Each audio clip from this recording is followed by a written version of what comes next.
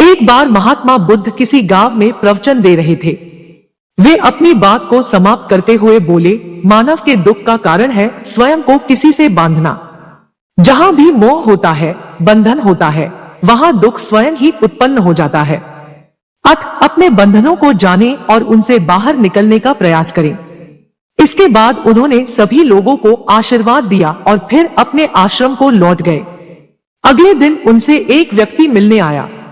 वह बुद्ध को दंडवत प्रणाम करता हुआ बोला, महात्मन, मैंने कल आपका उपदेश सुना। आपकी बातें मेरे हृदय में उतर गई हैं। मैंने अपने बंधनों को तोड़ दिया है, सारी मोह माया का त्याग कर दिया है। अब मैं आपकी शरण में आना चाहता हूँ। उस व्यक्ति की बातें सुनकर बुद्ध मुस्कुराए और धीरे से बोले, मुझे विस्तार से बताओ वत्स, तुमने कौन कौन से बंधन तोड़े और किसका मोह त्याग दिया है? वह व्यक्ति बोला, मेरे घर पर मेरे बूढ़े माता पिता और पत्नी है। मेरा एक छोटा बच्चा भी है। मेरी पत्नी बहुत बीमार रहती है। उसके कष्ट देखकर मैं अक्सर सोचता रहता था कि वह मर जाए तो उसके कष्ट दूर हो जाएं। उसकी वजह से मैं बहुत दुखी रहता हूँ। लेकिन कल जब मैंने आपका उपदेश सुना तो मेरी समझ में आ गया कि मेरे परिवार से मेरा बंधन ही मेरे दुख खोन का कारण है। अगर मैं इसके चक्कर में पड़ा रहूंगा तो कभी सत्य को नहीं जान सकूंगा। इसलिए मैं अपने घर को त्याग कर आपके पास आया हूँ। बुद्ध ने पूछा, क्या तुम सचमुच सभी बंधनों से मुक्त हो गए हो? देख लो, कहीं कोई बंधन तुम्हारे पीछे रह तो नहीं गया।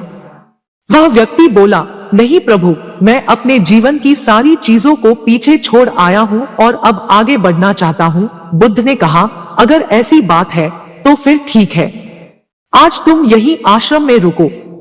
कल मैं तुम्हें बताऊंगा कि तुम्हें क्या करना है। बुद्ध ने अपने एक शिष्य की ओर इशारा किया। शिष्य ने उसे आश्रम के अतिथि कक्ष में पहुंचा दिया। वह व्यक्ति उत्सुकता पूर्वक आश्रम की गतिविधियां देखता रहा। उन्हें देखकर वह बहुत प्रसन्न हुआ और अपने सौभाग्य पर इतराता रहा। अगले दिन बुद्ध ने उस व्यक्ति को एक कार्य सौंपते हुए कहा, तुम्हें पूर्व की दिशा में जाना है। वहां पर तुम्हें एक गांव मिलेगा। गांव के बाहर ही एक साधिका का घर है। वह तुम्हें कोई वस्तु देगी, उसे लेकर तुम्हें वापस मेरे पास आना है। वह व्यक्ति पूर्व दिशा की ओर चल पड़ा। गर्मी का मौसम था। कुछ ही देर में वह पसीने से तरबतर हो गया। उसे प्यास भी सताने लगी। वह सोचने लगा कि अगर इस समय मैं अपने घर पर होता तो इस तरह गर्मी में पसीना नहीं बहाना पड़ता। कुछ दूर और चलने पर उसे भूख भी सताने लगी, पर वह एक सुनसान और बंजर रास्ता था। आसपास न तो कोई पेड़ था और न ही पोखर तालाब। वह पुनः सोचने लगा कि अगर मैं इस समय अपने घर पर होता तो अपनी पत्नी के हाथ का बना स्वादिष्ट भोजन कर रहा होता। पता नहीं क्यों बुद्ध ने मुझे गर्मी में इतनी दूर भेज दिया। काफी देर तक चलने के बाद वह व्यक्ति गांव में जा पहुंचा। गांव के बाहर ही एक घर बना हुआ था। उसने दरवाजे के पास पहुंचकर उसे धीरे से खटखटाया। दरवाजे को एक साधिका ने खोला। उसके चेहरे पर एक अद्भुत तेज था। वह व्यक्ति उसे देखकर मंत्रमुग्ध हो गया। साधिका ने उसे अभिवादन करते हुए कहा, मैं जानती हूं कि आपको बुद्ध ने भेजा है, आप अंदर आ जाएं। वह व्यक्ति घर के अंदर चला गया। साधिका के कहने पर उसने पानी से हाथ मुंह धोया और एक चटाई पर बैठ गया। साधिका ने उसके सामने भोजन की थाली रख दी। वह जल्दी जल्दी भोजन करने लगा। अचानक उस व्यक्ति की नजर साधिका के पैरों पर पड़ी। उसके पैर बहुत सुंदर थे। वह उन्हें देखता ही रह गया। तभी साधिका ने उसका ध्यान भंग किया। वह बोली, जिस व्यक्ति को बुद्ध के चरणों में स्थान मिल जाता है फिर उसे किसी अन्य के चरणों की आवश्यकता नहीं पड़ती। साधिका की बात सुनकर वह व्यक्ति लज्जित हो गया और नजरें नीची करके चुपचाप भोजन करने लगा। भोजन करने के बाद साधिका ने कहा, आप बहुत दूर से आए हैं, थक गए होंगे, यही चटाई पर लेट जाएं, मैं पंखा कर दूंगी। वह व्यक्ति बहुत थका हुआ था। वह चटाई पर लेट गया और अपनी आंखें बंद कर ली। साधिका उसे पंखा करने लगी, पर लेटने के बाद भी उस व्यक्ति को चैन नहीं आया। उसने धीरे से अपनी पलकों को खोला और चोर नजरों से साधिका को देखने लगा। वह सोचने लगा, यह स्त्री कितनी सुंदर है, इसकी वाणी कितनी मोहक है।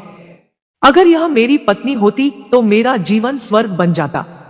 साधिका इसके मन की बात समझ गई। वह बोली, शरीर में कुछ नहीं रखा है, यह केवल मांस, मज्जा और अस्थियों का जोड़ है। जो व्यक्ति इसके आकर्षण से मुक्त हो जाता है वही सत्य को प्राप्त कर पाता है। यह सुनकर वह व्यक्ति घबरा गया। वह चटाई से उठ बैठा और बोला, अब मुझे बुद्ध के पास जाना चाहिए। कृपया आप मुझे वह सामान दे दें जिसके लिए बुद्ध ने कहा था। साधिका ने मुस्कुराकर जवाब दिया, बुद्ध ने आपको जिस कार्य के लिए भेजा था वह पूर्ण हो चुका है। साधिका की यह बात उस व्यक्ति को समझ में नहीं आई। वह दरवाजे की ओर बढ़ चला। दरवाजे के पास पहुंचकर वह एक क्षण के लिए रुका और पलटकर बोला, क्या आप अंतर्यामी हैं? आपने मेरे मन की बातें कैसे समझ ली? वह स्त्री मुस्कुराते हुए बोली, बुद्ध की कृपा से मैं मोह माया से ऊपर उठ चुकी हूँ, इसलिए भावनाओं से निर्लिप्त हूँ और किसी के चेहरे को देखकर उसके मन में उठने वाले विचारों को समझ लेती हूँ। उसकी बातें सुनकर वह व्यक्ति एक बार पुनः लज्जित हुआ और सोचने लगा कि जिस स्त्री ने सच्चे मन से मेरा सत्कार किया, मैं उसके बारे में क्या क्या सोचता रहा। उसके बाद वह बुद्ध के आश्रम की ओर लौट पड़ा। आश्रम में पहुंचकर वह व्यक्ति बुद्ध के चरणों में गिर पड़ा और बोला, महात्मन, मुझे क्षमा कर दें, मैं बड़ा पापी हूँ। उसकी बात सुनकर बुद्ध मुस्कुराए और बोले, मैंने तुम्हें साधिका के पास इसीलिए भेजा था ताकि तुम अपने आप को देख सको। अब मुझे बताओ, क्या तुम सचमुच मोह और बंधन को त्याग चुके हो? वह व्यक्ति कुछ नहीं बोला। वह नजरें नीची किए चुपचाप खड़ा रहा। बुद्ध ने कहा, बाहरी बंधन और मोह को त्यागने से हम बंधन मुक्त नहीं होते। दरअसल बंधन और मोह हमारे भीतर होता है। तुमने परिवार को छोड़ दिया और सोचा कि मैं बंधन मुक्त हो गया, लेकिन जैसे ही तुम्हें अवसर मिला तुम्हारे भीतर का मोह जाग उठा और इसी वजह से आज तुम अपने आप को पापी समझ रहे हो। मुझे क्षमा कर दे प्रभु। उस व्यक्ति ने अपने हाथ जोड़ दिए। फिर वह धीरे से बोला, आप सही कह रहे हैं, मैं केवल अपनी पत्नी से पीछा छुड़ाना चाहता था। वह बहुत बीमार रहती है। 1 वर्ष से हमारे बीच संबंध भी नहीं बन पाए। मैं कुछ ज्यादा कमाता भी नहीं हूँ, इसलिए मैं अपने परिवार के दायित्वों का निर्वहन भी ठीक ढंग से नहीं कर पा रहा हूँ। शायद इसीलिए मैं अपने परिवार से पीछा छुड़ाना चाहता था, पर अब मैं समझ गया हूँ मेरा परिवार ही मेरा सत्य है और उसके दायित्वों का निर्वहन ही असली कर्म है। बुद्ध बोले, मैं जो कुछ भी कहता हूँ वह अपने अनुभव के आधार पर कहता हूँ। लोग मेरी बातों को सुनते तो हैं, पर वे अपने स्वार्थ के अनुसार ही उसका अर्थ ग्रहण करते हैं। इसीलिए मोह, माया, कामना, इच्छा, वासना, क्रोध को लोग बाहर की ओर खोजते हैं, जबकि यह हमारे भीतर ही है। हम दूसरों को देखकर तरह तरह की कामना करने लगते हैं। कामना से इच्छा जन्म लेती है, इच्छा से वासना पैदा होती है और वासना की पूर्ति न होने पर क्रोध उत्पन्न होता है। यह सब एक दूसरे से जुड़े हुए हैं। क्रोध के लिए हम सदैव दूसरे को जिम्मेदार ठहराते हैं, जबकि क्रोध का स्रोत हमारे भीतर है। तुम चाहोगे तो क्रोध आएगा, तुम चाहोगे तो क्रोध नहीं आएगा। इसी तरह बंधन बाहर नहीं होते, हमारे मन में होते हैं। हम मन से ही किसी से बंध जाते हैं और मन के कारण ही हम दुख पाते हैं। लेकिन जो व्यक्ति इन बातों की गहराई तक पहुंच जाता है वह दुख खोड़ से हमेशा हमेशा के लिए मुक्त हो जाता है। दोस्तों, ये ज्ञानवर्धक कहानी आपको कैसी लगी कमेंट करके जरूर बताइए और हमारे चैनल को सब्सक्राइब जरूर कीजिए।